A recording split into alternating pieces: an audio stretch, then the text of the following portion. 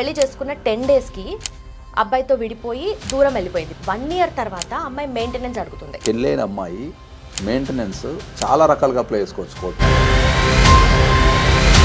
ఒకవేళ కనుక అమ్మాయికి ఎర్నింగ్ కెపాసిటీ ఉంటే, వైఫ్ వేరే వాళ్ళతో రిలేషన్షిప్లో ఉంది, ఫిజికల్ రిలేషన్షిప్లో ఉంది, సో అడల్టరీ అయింది, ఫీమేల్కి మళ్ళీ మెయింటెనెన్స్ వస్తుందా, తను అప్లై చేసుకోగలుగుతుందా? మనం కోర్టులో ప్రూవ్ చేయాలి. అలిగేషన్ వేరు, ప్రూవ్ చేయటం వేరు, రెండింటికి చాలా తేడా ఉంటుంది.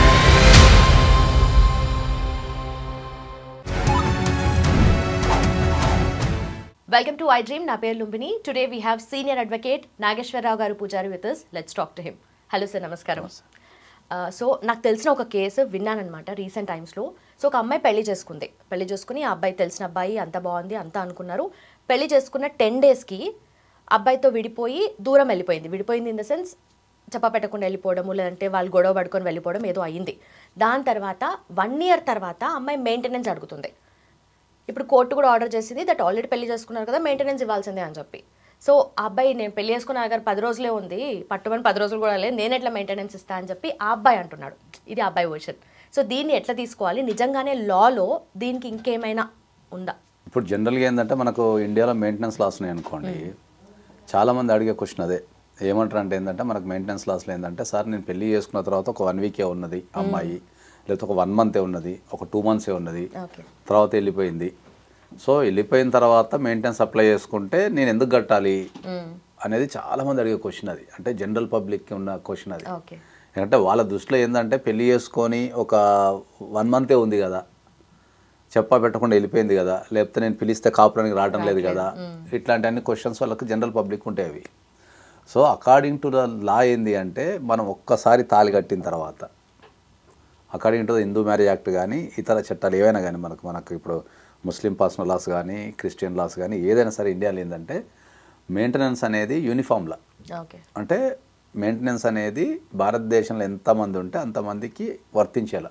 ఏ కల్చర్ అయినా ఏ రిలీజియన్ అయినా ఎట్లా జరిగినా కూడా maintenance is a common thing for everybody in the Indian citizen.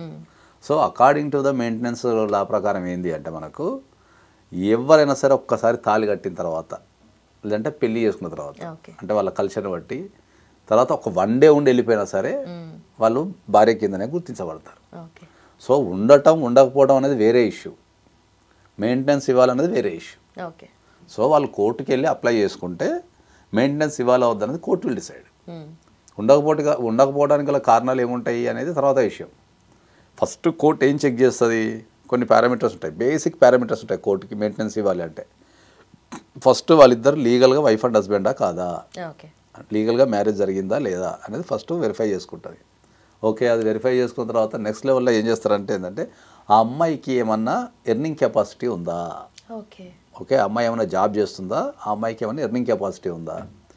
ఒకవేళ కనుక ఆ అమ్మాయికి ఎర్నింగ్ కెపాసిటీ ఉంటే మెయింటెనెన్స్ ఇవ్వకపోవచ్చు లేదా తక్కువ ఇవ్వచ్చు. ఎందుకంటే ఆమె సంపాదన, ఆమెకున్న ఖర్చులు, ఆ ఇతర విషయాలు చూసి the court will decide.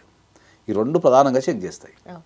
So maintenance చట్టం ఏం చెప్తే మనకు మెయింటెనెన్స్, మనం ఇప్పుడు మెయింటెనెన్స్లో కూడా ఒక ప్రాబ్లం ఏముంది అంటే, ఒక అమ్మాయి పెళ్ళైన అమ్మాయి మెయింటెనెన్స్ చాలా రకాలుగా అప్లై చేసుకోవచ్చు కోర్టులో. హిందూ మ్యారేజ్ యాక్ట్ ప్రకారం అప్లై చేసుకోవచ్చు, తర్వాత డొమెస్టిక్ వైలెన్స్ యాక్ట్ ప్రకారం అప్లై చేసుకోవచ్చు, తర్వాత 125 సిఆర్పిసి కిందకి కూడా వెళ్ళి అప్లై చేసుకోవచ్చు, తర్వాత Hindu adoption and maintenance act ఒకటి ఉంది, దాని కింద కూడా అప్లై చేసుకోవచ్చు. ఆ అమ్మాయి ఈ 4 ఎక్కడైనా అప్లై చేసుకోవచ్చు, లేదా 4 కూడా అప్లై చేసుకోవచ్చు. 4 కూడా అప్లై చేసుకోవచ్చు. 4 కింద కూడా మెయింటెనెన్స్ అప్లై చేసుకోవచ్చు. ఎంత ఇవ్వాలా, ఎట్లా ఇవ్వాలనేది కోర్టు విల్ డిసైడ్. అంటే ఒకదాని కింద అప్లై చేసేదానికి 4 కలిపి అప్లై చేసేదానికి ఏమైనా డిఫరెన్స్ ఉంటుందా? డిఫరెన్స్ ఏముండదు. మనకు 4 రకాల ప్రొవిజన్స్ ఉన్నాయి. మనకు చట్టంలో ఏంటంటే 4 రకాల ప్రొవిజన్స్ ఉన్నాయి. వాళ్ళ కన్వీనియన్స్ని బట్టి, లేకపోతే వాళ్ళకు పెండింగ్ ఉన్న కేసులను బట్టి, లేకపోతే వాళ్ళకు అడ్వకేట్ ఇచ్చే సలహాని బట్టి కొందరు 4 చేస్తారు. ఓకే, కొందరు ఓన్లీ ఒక 125 సిఆర్పిసి దాంట్లోనే మెయింటెనెన్స్ తీసుకుంటారు, కొందరు డొమెస్టిక్ వైలెన్స్ వేసి దాంట్లోనే మెయింటెనెన్స్ తీసుకుంటారు. సో కొందరు 125 సిఆర్పిసి వేస్తారు, కొందరు డొమెస్టిక్ వైలెన్స్ కేసులో కూడా మెయింటెనెన్స్ వేస్తారు.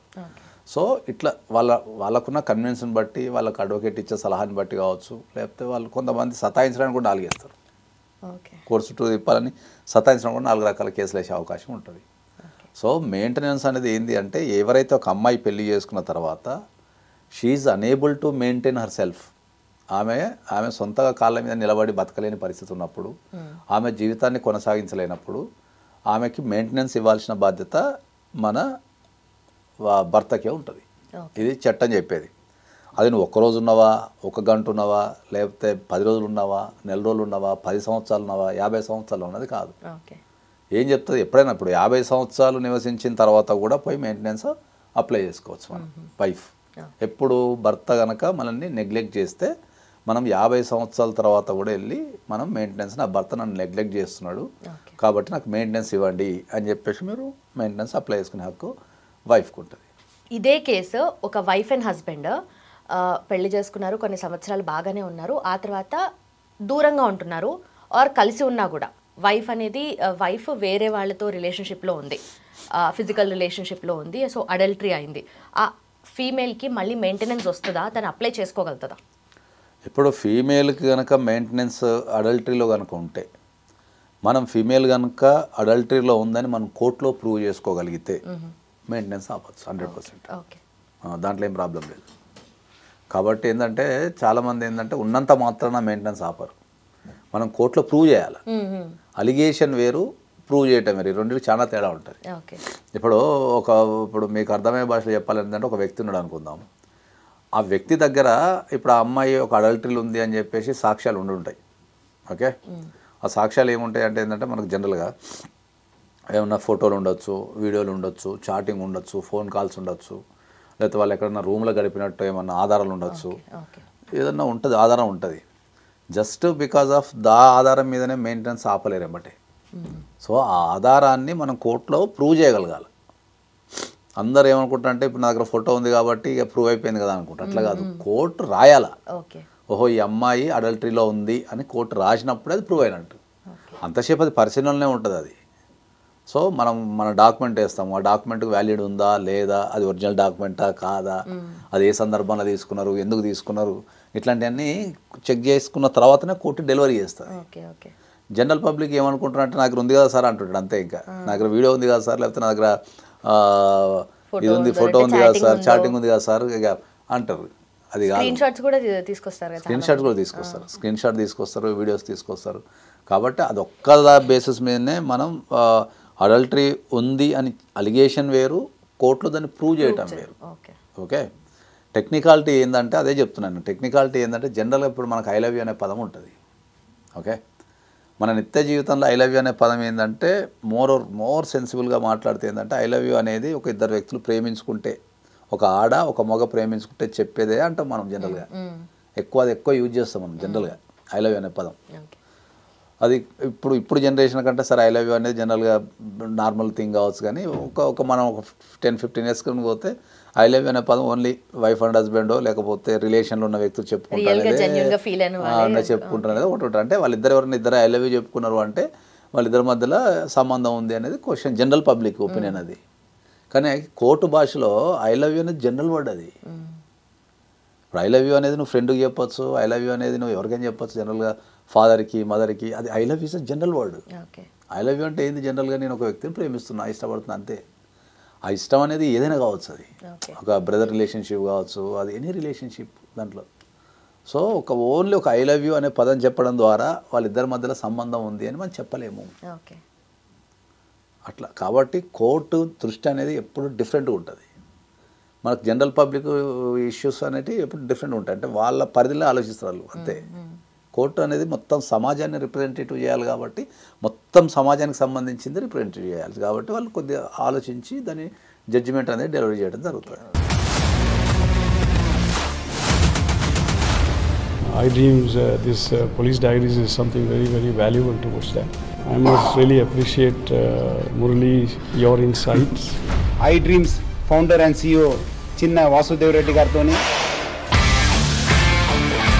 Muralidhar క్రైమ్ స్టోరీస్ చాలా ఫేమస్ అయిపోయినావు.